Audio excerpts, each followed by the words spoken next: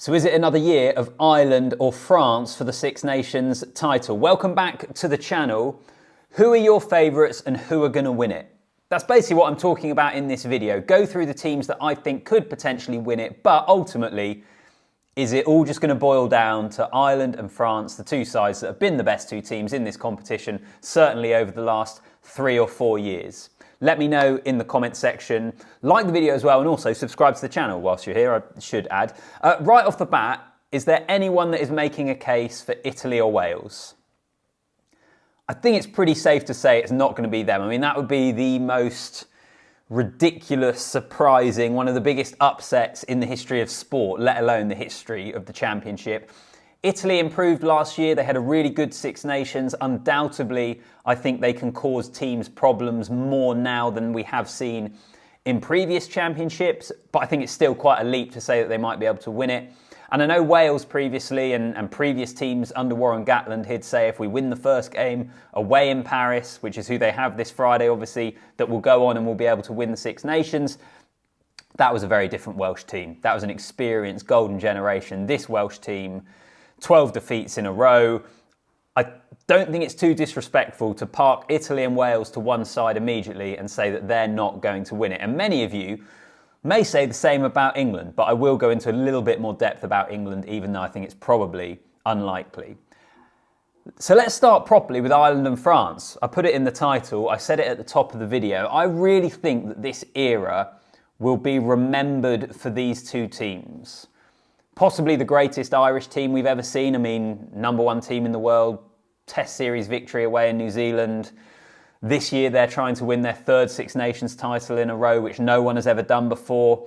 And then a French team that again have this kind of golden generation, a more joined up approach from all the clubs in France to try and have a successful national team.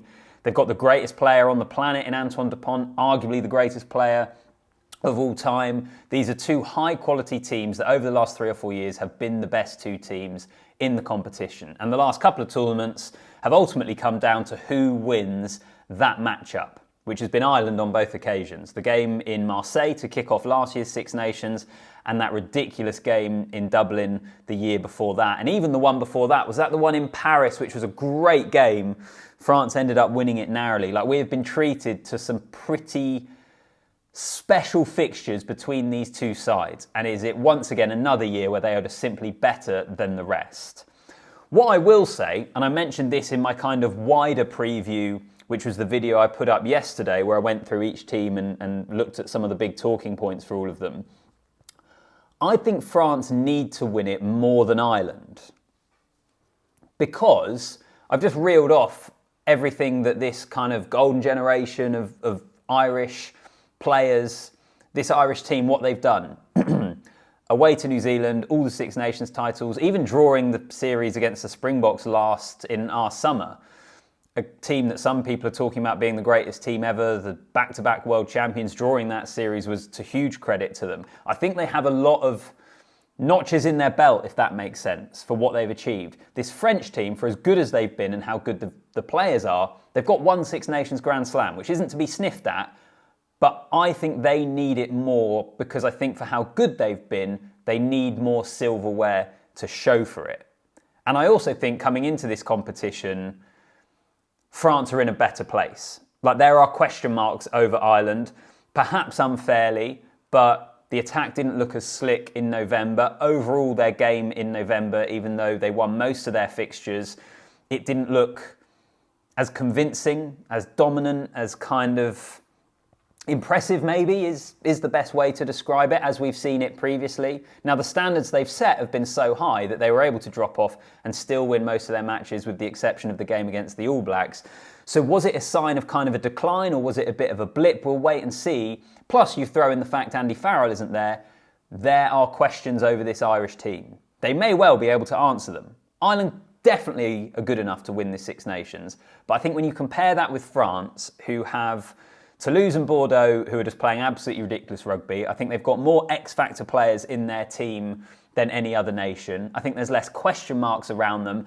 And I think when you look at their team overall, they have an absolutely bruising forward pack and strength and physicality up front, combined with stardust in the back line that, on paper at least, I don't think any other team can match what France are able to bring, which is why I think they are probably the favourites, and why I think if I was pushed, I think France probably will be the winners. But from an Irish point of view, because I've listed kind of the negatives to do with Ireland, they're still a really good team, they're a pretty settled team.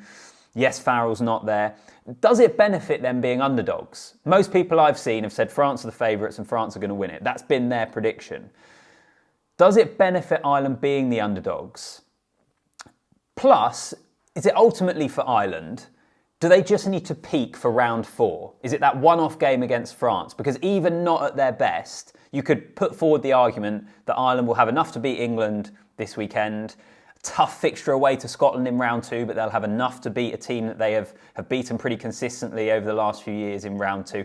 Does it come down to round 4? In which case, is it a straight shootout in the Aviva, atmosphere will be at fever pitch, and they produce their best rugby for that one-off game? I actually think that's a pretty convincing argument for why it could be Ireland. But let me know, what side of the line are you falling on when it comes to France or Ireland? I'll run through Scotland and England as well, because even though they are both underdogs, when you compare them to the Irish and the French, you can make good cases for them. I suppose with Scotland, the biggest question mark for them is how much does Sione Tuipulotu's injury hamper their chances? He's a huge loss for them. A lot of people have him nailed on as a Lions starter in the 12 jersey. I actually kind of am leaning towards Bundy Aki still there, but undoubtedly Tuipulotu brings so much to the game. He's got the physicality, plus he's got the hands and different elements to his game, I suppose, where maybe Aki doesn't. And he is a massive loss for Scotland. He changes the complexion, I think, of how that back line plays and what he offers Finn Russell as a fly half. But outside of Tuipulotu, if you park the injury for a moment, which is a huge loss, I'm not underplaying that. I look at this Scotland team and I think you've got a load of winners in Glasgow, and in the Glasgow players that won the URC in really tough circumstances, having to go on the road. Knowing how to win at this level is a massive thing. You look at Wales, for example. That team doesn't know how to win. No one in that team really knows how to win, with the exception of a Liam Williams or a Talupe Faletau, because they've been losing for their clubs and they've been losing for their nation. Whereas with Scotland now, I think they've got a group of players who have won domestically with Glasgow. It's a pretty settled and experienced squad overall as well. There weren't too many shocks, were there, when Gregor Townsend announced it. I think they're more physical than they've previously been. I think you look at the way in which they matched up to South Africa in the autumn. I know they lost to the Springboks, but most people lose to the Springboks at the moment. Physically, they actually gave a really good account of themselves. I think there's less question marks over the front 5 of the Scotland forward pack than previously. And I think they've built depth.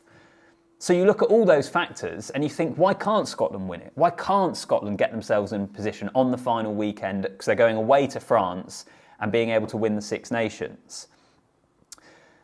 The biggest caveat, actually, and forgive me, Scotland fans, it's Scotland. When something can go wrong with their championship, it usually does. They will have a statement win away to England at Twickenham, a place that they had hardly ever won, and then they wouldn't back it up. They have had statement wins away to France in Paris, somewhere they hadn't won for a long, long time. Admittedly, I think it was in COVID, wasn't it? But then they don't back it up. They never actually get to the position where they can win the Six Nations on the final weekend. That maybe is where you are with them. Until you see it, you're not going to believe it, because for so long with Scotland, it just never quite works out for a whole combination of issues. And maybe that's where you are with this team as well. I think week 2 against Ireland is huge for Scotland. And I think it could dictate the narrative around their whole championship. Because I think they'll beat Italy this weekend. It is Italy that Scotland have, Italy at home. They then host Ireland. That's huge. If they can beat Ireland, as I said already, a team that has actually beaten them quite consistently over the last few years, if they can beat Ireland, if they're 2 from 2, going to Twickenham to face England, I think it's on. I really think it's on, because absolutely they have the quality to beat England. Who knows what shape England are going to be in? They could be 0 from 2 because they've got Ireland and France. So we'll see with Scotland. I think you can make a case. I feel like I have made a case there, and I also think I've made quite a good case for why they won't win it. Let's finish off with England. So I reckon half of you are probably thinking England should have gone in the category with Wales and Italy of why are we even mentioning them? And it is really hard. It's almost impossible, really, to make a case based upon the end of last year and how they finished 2024 and where their game plan was, the amount of points they were conceding, the whole negativity around the team, the questions in terms of the depth and the impact of the bench, all that stuff. I suppose with England, it's the same old argument. England have so many players to pick from that there are good players in that squad. Like, you look at that squad, and it's not a bad squad. It's not like Wales where you're looking at it and you're thinking, I don't know if these lads are up to it at international level. There are good players in that England squad. I think they also have more depth than they did in the autumn. The return of Ollie Chesham is huge. The return of Alex Mitchell, who I think is going to be fit for this weekend, is massive for them at scrum half. Someone like Tom Willis being in the team as well. It means that the likes of Chandler Cunningham South, I think, could be coming off the bench, maybe Tom Willis as well. I think England have more strength and depth for this Six Nations than they did in the autumn. And I suppose also, despite how poor a lot of the time this England team has been, they have produced performances. That performance against Ireland, where they beat them at Twickenham in the Six Nations last year, the performance against France when they lost, I know, away in France, but another really good performance. Even some of the performances when they lost matches away to New Zealand last summer. Is it a squad that is able to peak for certain games? The issue has been the consistency. And in which case, if they are able to peak for certain games, what happens if they do beat Ireland this weekend? I don't think that's going to happen, but it's one of those that it could. And could that ignite their championship? The Six Nations is such a tournament of momentum. If you can build momentum, it just changes the whole feel around the team. Maybe they're able to do that. I do think Ireland away, France at home as your first two fixtures is just brutal for this England team. I can't see them winning both of those ultimately. And also, finally with England, is it a more settled camp? We had all the stuff with Felix Jones. We've had a change in captaincy. Are they in a better place now than they were in the autumn? So those are my kind of general thoughts on England. I think, as was pretty clear probably when I was talking about France, for me, the Six Nations favourites are the French. For a whole host of reasons. It doesn't mean that Ireland won't end up winning the Six Nations because of Ireland's quality, because they've got France at home. And actually, I think the factor possibly that could be massive is the fact that even if Ireland aren't at their best, let's say Ireland are at the level they were in the autumn, that is probably good enough to still beat everyone else, in which case it comes down to a straight shootout against the French. What about Scotland? What about England? Let me know in the comments section. I appreciate you watching the video. Six Nations build up, well underway on Friday. It all kicks off. France, Wales in Paris. So yeah, drop a comment down below. Like the video as well. Subscribe to the channel, and I'll see you in the next one.